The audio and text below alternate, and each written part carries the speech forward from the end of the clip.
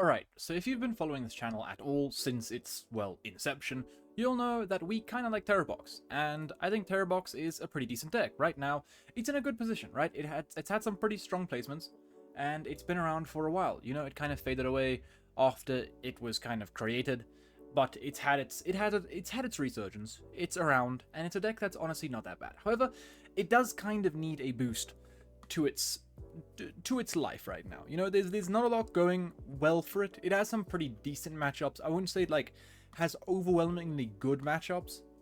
In fact, we can take a quick look at the online matchups for the deck, and you'll kind of see that they're very average. You know, at that. They're nothing like crazy. You know, the share is like fine. It's like 2.4%. It's in the top. It's out of the top 10. It was in the top 10 recently, but it's out of the top 10 now. And its matchups are, you know, they're not bad. You know, we've got a 57% win rate against Goldengo Lunatone, 54 against Dragapult Dusk Noir, 52 against Charizard, 47 against Zoroark. Mega Absol Box is a 45%. Gardevoir is a 50%.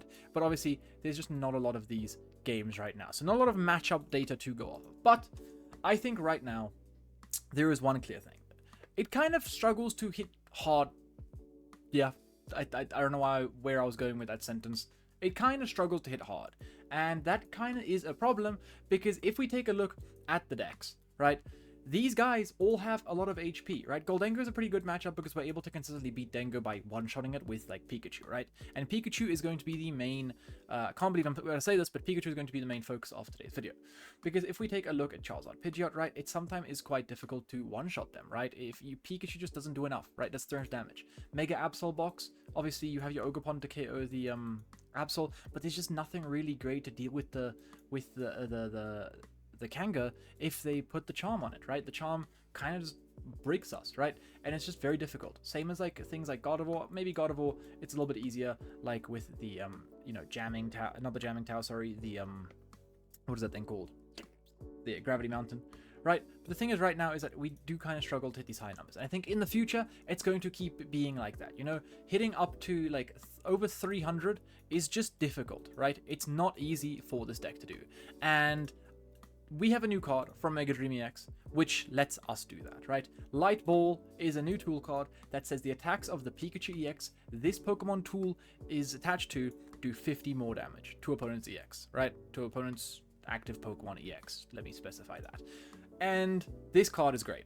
This means Pikachu can do 350 damage, right? Honestly, that's all I should have to say. Pikachu can do 350 damage. You might be thinking, oh, but we can't use Crystal now, you know? Well, that's fine, because what we can still do is Crispin 2 energy onto it, attach E-Switch from Teal Mask Ogerpon, and we have a Pikachu ready to go, right?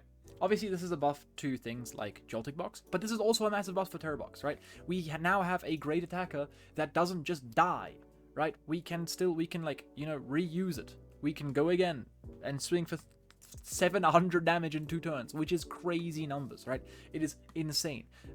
Decks like Mega Absol Box, it's going to be a lot easier for us to deal with decks like this, right? And 350 is just a crazy number to hit. The only Pokemon we are not one-shotting are the high-end Stage 2 Mega Pokemon, right?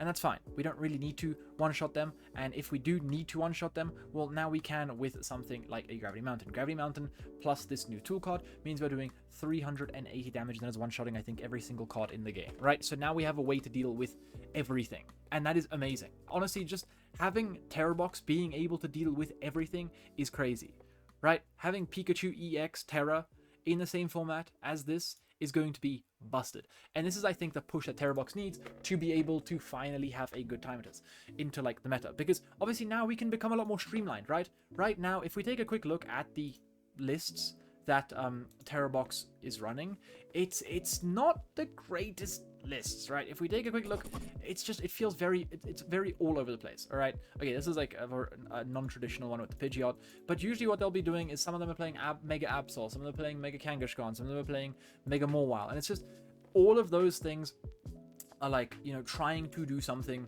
that Tera Box can't right now. That's just one-shot things easily. For example, the Mega Absol is there to try and one-shot Gardevoirs and be able to like fix that matchup a little bit. The Mega Mawile is there to kind of close out the game, also trying to one-shot things like a Goldengo, and sorry, not like a Goldengo, like the Stage 2 is being able to do 320 damage if you take 4 prize cards, right? But now we don't have to play those cards. We can kind of cut out all of that bullshit and go. I think a good way to like kind of show you what I mean by what these deck lists look like right now would be by going to the Pokemon database, going to the decks, and going to, honestly, probably my favorite Tera Box list in most recent times. Unfortunately, I don't know if it's great, but it is very fun. I'll give Carter that, right? So you can see over here that this deck is trying to do a lot, right? We have Absol and Pekrunt. You know, this is like the whole kind of we don't get stuck inactive thing. Plus we can one-shot Gardy. Pekrunt has a nice closing attack, right? Hooper means we can one-shot Kangaskhan. Kangaskhan means we can either high roll stuff and also just draw a few extra cards, right? Kangaskhan is like, I guess the exception here, right? He's not here to one-shot stuff, whereas these guys are here to deal with specific matchups and one-shot stuff. Now, we don't have to play these cards. We can cut the Absol, we can cut the Hooper, we can cut this energy, right? We can, not the grass energy, we can cut the dark energy, and we can add things like a third energy switch, like a second Teal Mask Ogerpon, and we will have Pika being able to deal 350 damage consistently, right? That's the best part about it. Consistently being able to do 350 damage is crazy. And you might be thinking, all right, well, you know, what if Pika dies? That is honestly the best thing about Pika, is that it is not easy to kill. It is such an awkward Pokemon to kill, right?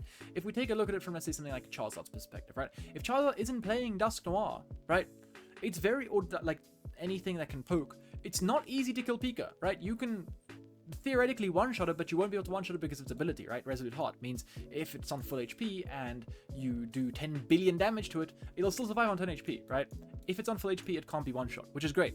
Because the best, like the most normal way that people would deal with this is by playing something like a Dusclops and Dusk Noir. And that's perfectly fine, because essentially now we are trading Pikachu for a knockout. Let's say we take 2 prizes with a Pikachu, right?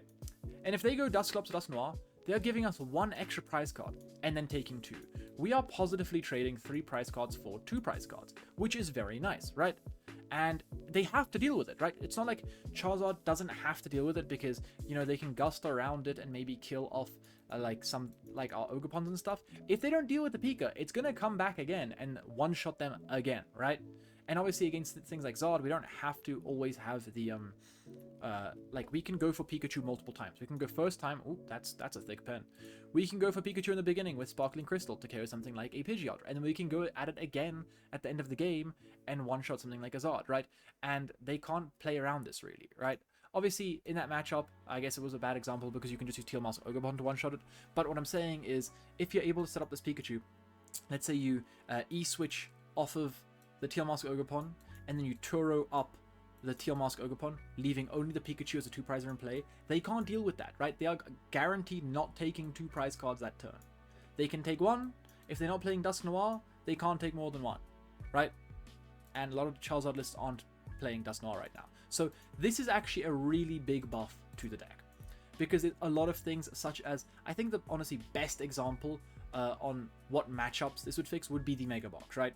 Obviously, Mega Box doesn't have a great way to deal with Pikachu, right? You have things like your Yveltal, right? You have things like Monkey Dory. But the thing is, they have to generate their own damage for this to happen, right?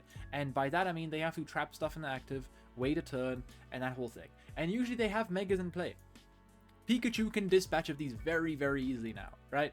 And you might be thinking, oh, but Cornerstone goes, you know, like breaks Pika, and Pika can't like do anything about that.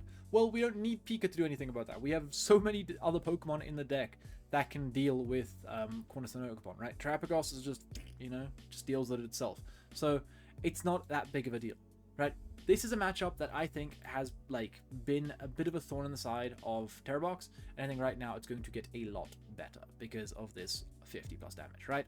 And if, like I said, if we are struggling in the future with higher HP 2 prizes, let's say they get up to like 370, 380 HP, well, now we still have a perfectly easy way to deal with. We don't have to change the entirety, like the entire identity of the deck, because that's something that Tera Box lists have been doing. They've been, you know, changing their entire identity to try and deal with something that has a little bit higher HP. So now they're trying to find like easier ways to one-shot it, like, for example, you know, the Mega Absol killing the Guardian stuff, right? Another thing would be the Diancie, right? We don't have a great way to deal with Diancie other than the Pikachu. And if they put a Bravery Charm on the Diancie, we don't have a good... We can't kill the Diancie. Well, now we can. We can one-shot that Diancie. Get that thing out of there, right? Instantly.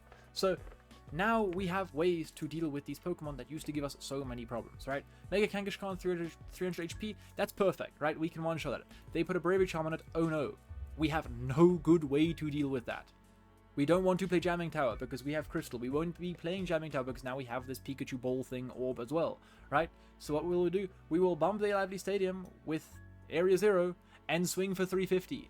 And obviously 300 plus 50 with Bravery Charm is 350. We one-shot them perfectly, right?